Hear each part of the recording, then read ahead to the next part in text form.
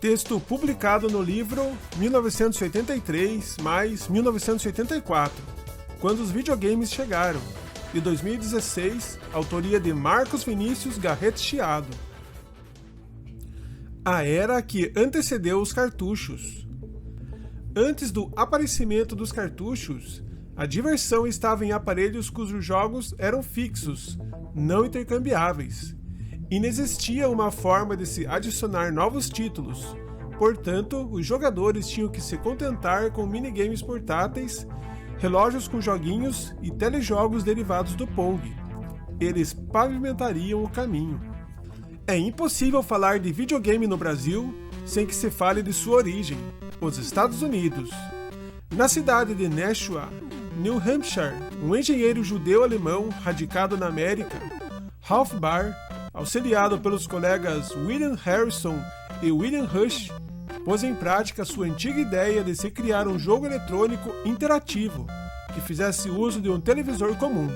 O Brown Box, projeto cujo nome adivinha da cor da fita adesiva com o qual recebeu acabamento, estava pronto para ser demonstrado em 1968, após diversos protótipos e muito trabalho. Ele era simples, não usava circuitos integrados nem microprocessadores.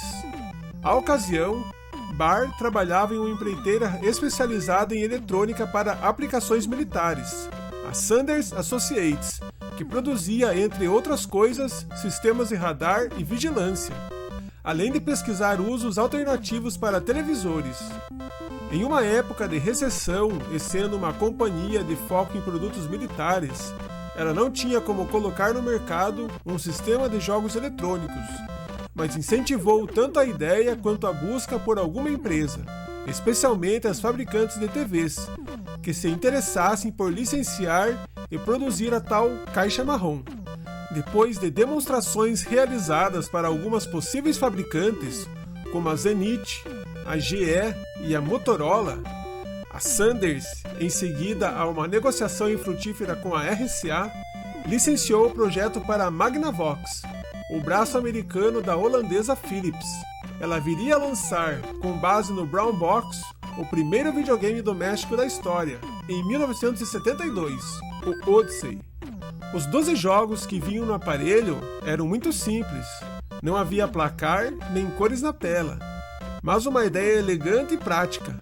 A possibilidade de uso de overlays, celofanes coloridos sobre a tela do televisor, os quais aderiam à superfície por meio de estática, propiciava a ilusão de cenários coloridos. Fichas, cartas, cartelas e outros objetos, quase como que em um jogo de tabuleiro em que o Odyssey era uma espécie de complemento, também integravam a ação e proviam o jogador com uma sensação maior de interatividade. Após o lançamento do Odyssey, outros sistemas começaram a surgir rapidamente no mercado. Era inaugurada a era do videogame, e ela logo teria como coadjuvante a empresa que se tornaria sinônimo dos jogos, a Atari. A partir daquele momento, não mais se assistia à TV de maneira passiva, mas se tornava possível uma forma de diálogo com a tela. Os jogos que acompanhavam aqueles primeiros aparelhos, assim como no caso do Odyssey, eram fixos. Embora até fosse possível escolher entre algumas variações que estivessem na memória, não havia como adicionar novos títulos. A mudança veio em 1976, quando uma empresa da Califórnia, a Fairchild, lançou o Channel F, o primeiro videogame que permitia a adição de novos jogos via cartuchos, que podiam ser adquiridos separadamente. A história da chegada dos videogames ao Brasil, porém, começou justamente pelos aparelhos sem eles, os cartuchos. Começando a brincadeira. Diversões eletrônicas fora de casa não constituíam exatamente uma novidade para o brasileiro. No fim dos anos 70, a pioneira empresa Diverama, de São Paulo, já importava as chamadas máquinas de fliperama, os pinballs, e logo passou a fabricá-las quando as alíquotas de importação para os produtos ditos supérfluos ficaram muito altas. Com a chegada da Taito do Brasil, consolidada em 1972, os jogos se espalharam pelos centros urbanos e viraram mania também com as novas máquinas de vídeo, os arcades. Nos lares, porém, o jogo eletrônico que logo começaria a chamar a atenção do brasileiro em viagens internacionais era o Pong, uma versão doméstica do hoje histórico jogo de gabinete da Atari, lançado em 1972. O pequeno console, cuja ideia partiu de um engenheiro da Atari, Harold Lee, fez sucesso ao ser comercializado pela loja Sears no Natal de 1975. A simplicidade, representada por uma bola quadrada e raquetes retangulares controladas pelos jogadores, pareceu agradar aos frequentadores da seção de artigos esportivos da rede de varejo americana, que o vendeu sob a marca Telegames. Com o advento dos chamados Pong Chips, chips especiais que reuniam a maioria dos circuitos e a lógica dos jogos em um só componente eletrônico e substituíam os transistores, logo outras empresas americanas seguiram a tendência e lançariam os seus próprios aparelhos. O Home Pong e seus derivados eram rústicos e, em grande parte, não exibiam cores na tela, mas divertiam os brasileiros que conseguiam trazê-los na bagagem. Na mesma época em que o Pong era vendido nos Estados Unidos, a Planil, Comércio e Indústria Eletrônica Limitada, uma companhia do Rio de Janeiro, fez uma distribuição inusitada ao varejo.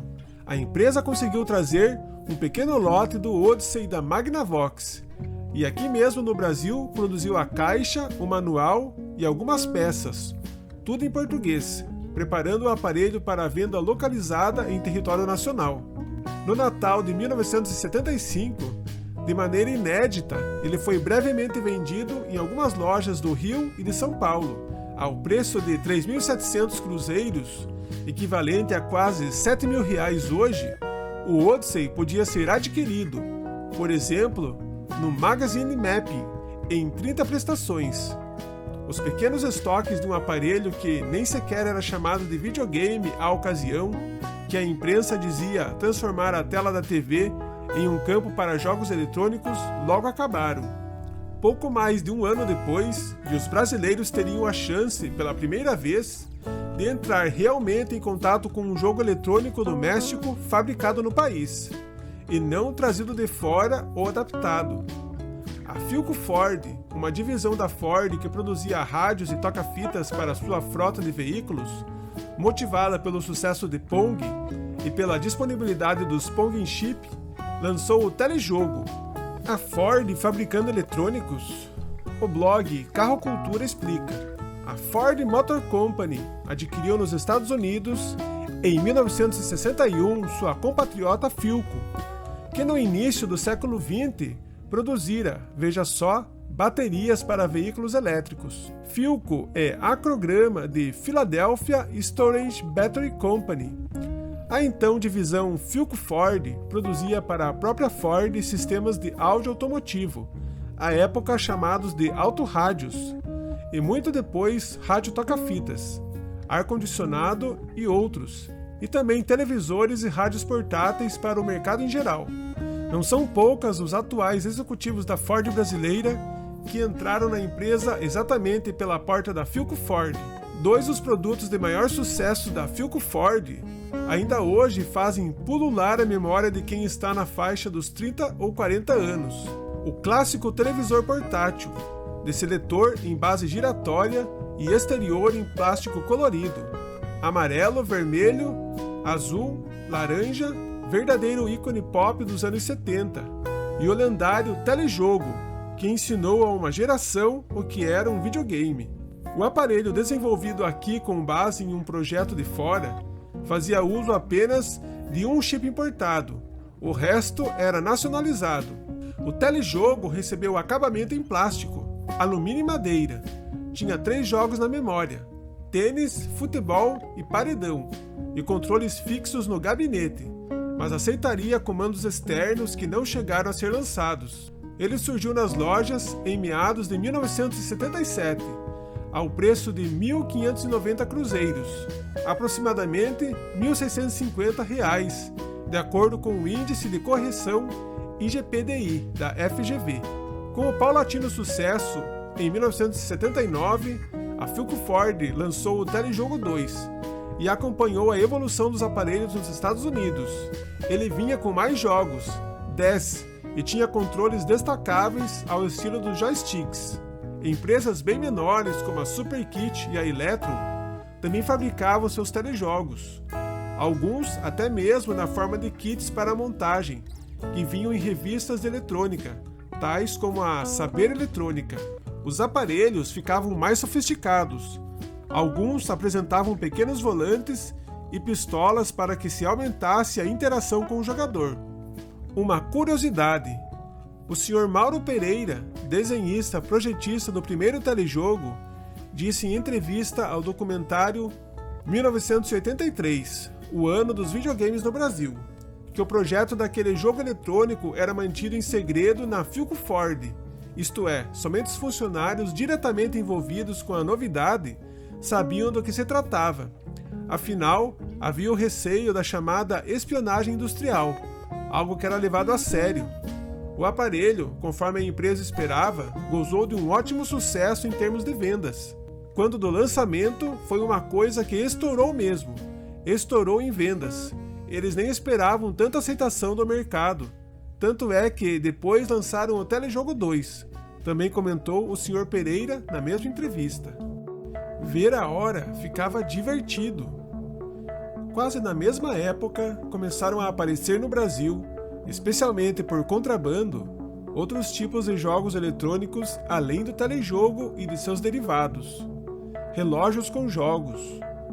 O Casio Game 10, lançado em 1980 no Japão, além da óbvia função de mostrar a hora, trazia um jogo divertido, Interceptor. O jogador, observando uma diminuta tela de cristal líquido, controlava um foguete e, pressionando botõezinhos, disparava contra OVNIs inimigos. Em conformidade com outro artigo da revista Jogos 80, escrito pelo coeditor Eduardo Lucas, temos mais detalhes sobre as pequenas maravilhas. Considerado o primeiro representante dessa fantástica série de relógios, o Game 10 era de design agradável, com pulseira em resina plástica preta. O Game 20 vinha em metal e saída de som frontal, diferente de muitos modelos anteriores da Casio, cujo som era gerado por uma cápsula piezoelétrica embutida na tampa inferior do relógio. O Game 10, assim como todos os outros da série, possuía 4 modos de operação: hora, o modo normal, alarme, cronômetro e jogo. Contava também com indicador de data e luz acionáveis por meio de um dos 4 botões laterais, características comuns aos relógios digitais da Casio que perdura até hoje. A companhia, com o crescente sucesso, produziu modelos subsequentes: o Game 20 com pulseira de aço, o Game 30 com o jogo do submarino, o Game 40, que trazia o famoso Game das pirâmides e outros. Além do contrabando, os relógios também foram vendidos em algumas lojas. Os joguinhos eram relativamente simples, se levados em conta o tamanho e a tecnologia daquela época, mas eram divertidos e não havia quem resistisse a uma partidinha durante o recreio na escola. Fazia fila. Nintendo entrando em cena antes do NES. Criados pelo designer Gunpei Yokoi no Japão, a série de jogos portáteis Game Watch, lançada pela Nintendo em 1980, caiu imediatamente no gosto do brasileiro, na mesma época em que os relógios da Casio. O Sr. Yokoi, aliás, teve a genial ideia ao ver, em uma viagem de trem, um homem trabalhar freneticamente com uma calculadora portátil. Os minigames de bolso, com tela de cristal líquido, eram alimentados por baterias e apresentavam quase sempre um único jogo, variando-se a dificuldade nos botões Game A e Game B, e também mostravam a hora. Assim como os relógios, os Game Watch eram adquiridos via contrabando e não eram nada baratos. Uma curiosidade: Gunpei Yokoi, alguns anos depois, criara o Game Boy, um fenômeno mundial de vendas. O que ninguém imagina nem suspeita é que os Game Watch quase foram produzidos aqui. Stefano Arnold, atual diretor da Tectoy, comentou em uma entrevista ao documentário 1983 que, antes de trabalhar na Sharp do Brasil e estar envolvido com o Intellivision, ele atuava em uma empresa do ramo de fotografia, a Sosecal, pertencente ao TIL. Em uma ida à cidade de Kyoto, no Japão, o executivo brasileiro demonstrava interesse pelos Game Watch, a novidade do momento naquele começo dos anos 80. Um dos motivos da viagem era justamente a tentativa de licenciamento do produto, para, quem sabe, até fabricá-lo aqui. A conversa, porém, não começou bem, pois os executivos da Nintendo não gostaram da ideia de vender e enviar o produto desmembrado em peças, em um formato conhecido como CKD, para montagem posterior no Brasil. As negociações seguiram, mas um detalhe crucial fez com que o negócio não acabasse se concretizando. A empresa japonesa exigiu que se abrisse uma carta de crédito para a realização da transação, ainda que a Sosecal fosse uma empresa idônea e figurasse em uma lista de companhias estrangeiras do tipo A, de primeira categoria, que o Ministério da Indústria e do Comércio Exterior do Japão mantinha. Consternado em razão de uma possível desconfiança por parte dos japoneses, o dono da Sosecal e tio do Sr. Arnold desistiu da empreitada. Uma pena, caso contrário, teríamos tido Game Watch quase made in Brasil. Os minigames ficaram sofisticados, ganhando 2 ou mais telas e controles diversificados. Outras empresas estrangeiras, como a Casio, a Tomy e a Tiger, aproveitaram o sucesso e também produziram seus próprios joguinhos portáteis no Japão. Esses aparelhos, embora divertidos, tinham uma desvantagem, uma limitação. Os jogos eram fixos, não intercambiáveis, e acabavam por frustrar seus donos. De todo modo, os telejogos, os Game Watch e os relógios da Casio serviram ao papel de preparar as pessoas para a próxima fase, para o próximo nível, e comprovaram que os brasileiros gostavam, já naquela época, tanto de jogar quanto de tecnologia.